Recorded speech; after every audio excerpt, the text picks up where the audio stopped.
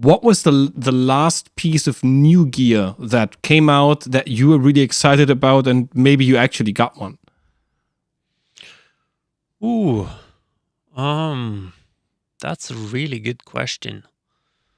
The stuff that I've accepted on my channel for reviews, that's usually stuff that I'm stoked on, but I haven't bought it. It's still a part of a deal, sort of. So I might be a bit biased there.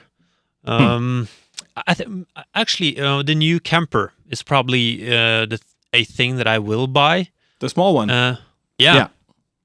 I'm super late to the camper party. Like I got one last year. I did try one when they came out many years ago. I was working in a guitar store. Didn't have an opinion about it then, but I was into amps, so why get a camper? But I got into campers last year because I was reviewing the Tonex software, where you can do basically the same thing, and that sounded really good. And I have a lot of old amps, and I thought I just want a hardware version of this, and that was the camper then. That was before the Tonex pedal. So I got a camper, and I've been really into campers after that. And the new one, the small one, seems great. So that's probably a thing that I will get, and that seemed really cool. Other than that, I'm not sure. I've been getting more like outboard stuff, which isn't directly connected to guitars. Like I could use those for other things as well, and mics and stuff like that.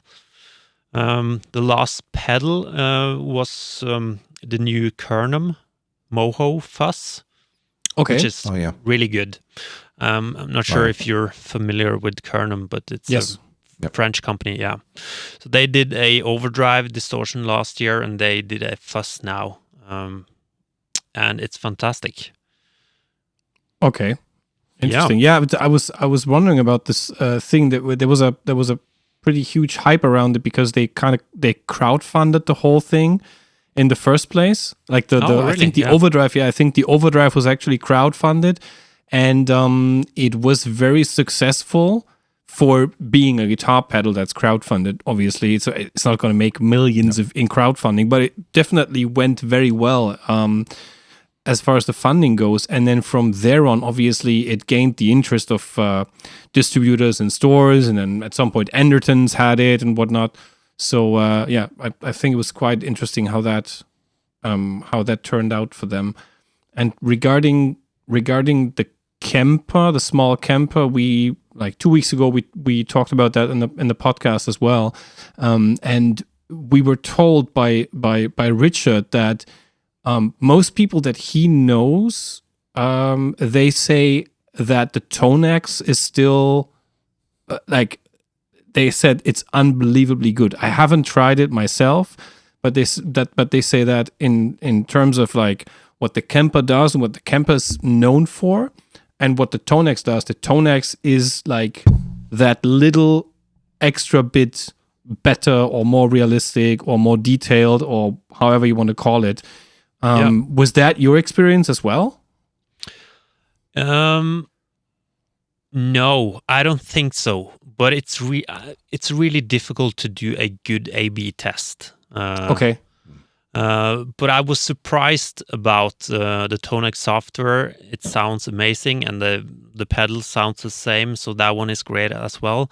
But it is so difficult to profile, or it's not called profiling when it's with the Tonex. It's called modeling or capturing. That is so difficult compared to the Kemper. Like I do sell some Kemper profiles, and I wanted to sell Tonex captures as well, but it's so difficult to make them compared to the Kemper. So I haven't invested any more time with the Tonex. I just sold my Tonex pedal actually.